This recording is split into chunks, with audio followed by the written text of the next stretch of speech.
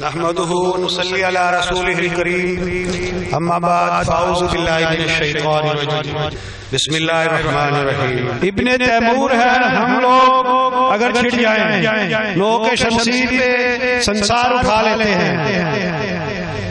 یقین جانیے اب حالات بدلنا چاہتے ہیں اور اب تو کوئی بھی ہفتہ ایسا نہیں گزرتا جس میں کسی نہ کسی شہر میں مغل برادری کا فنکشن نہ ہوتا ہو۔ قوموں کی تقدیر، تاثیر اور فوقیت رقبوں کی کثرتوں سے نہیں ہوتی، بلکہ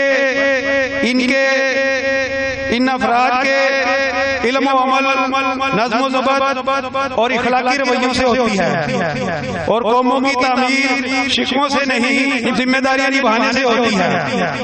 کچھ لوگ اعتراض بھی کرتے ہیں کہ کیا فائدہ اتنی تنظیمیں اور مغل واٹس ایپ گروپ بنانے کے، اور میں کہتا ہوں کہ مغل واٹس ایپ گروپ اور تنظیمیں بنانے سے مغل برادری کے رابطوں اور سیاسی سماجی تربیت کے پلیٹ فارم ہی تو ہیں۔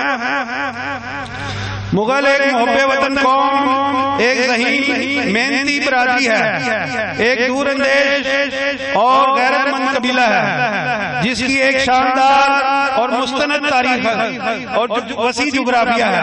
صنعت و تجارت کے لحاظ سے بھی مغل برادری پاکستان کی معیشت میں ریڑھ کی ہڈی کی حیثیت رکھتی ہے۔ تمام مغل ہمارے بھائی ہیں، تمام مغل تنظیمیں ہمارا فخر ہے۔ دکھی مغل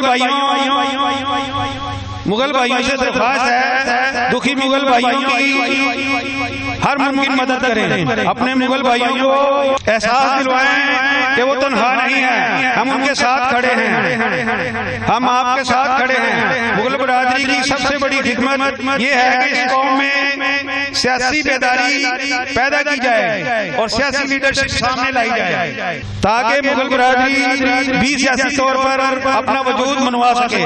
جبکہ اب کی بار بھی مغل بھائیوں نے بھاری تعداد میں الیکشن میں حصہ لیا تھا، لیکن پھر بھی ڈٹے رہے، اب نہیں تو پھر صحیح انشاءاللہ تعالی۔ تو دعا ہے کہ اللہ پاک ہمیں خدمت خلق بھائیوں میں آسانیاں پیدا کرنے والا بنائے، آمین ثم آمین۔ مغل قوم زندہ باد، پاکستان پائندہ باد۔